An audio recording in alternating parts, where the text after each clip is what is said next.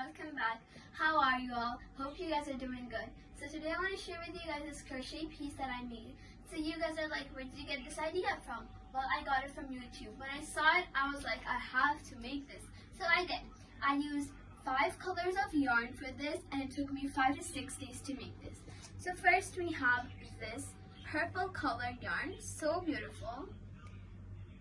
Next we have this pink yarn. This is like a baby pink yarn, and each of these small flowers have a pearl in between them, you know. Then we have this dark pink,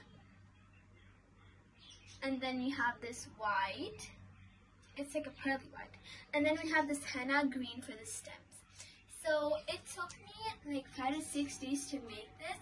So first, the flowers. Let's talk about these flowers. So in total, in this whole project, there are 108 of these little flowers. Yeah, I know, right? So many.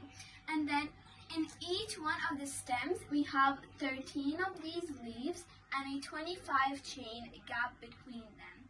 And then I also added these lily of the garden flowers in them, and I just love it. And then my mom also put like these pearls in between them, as you can see.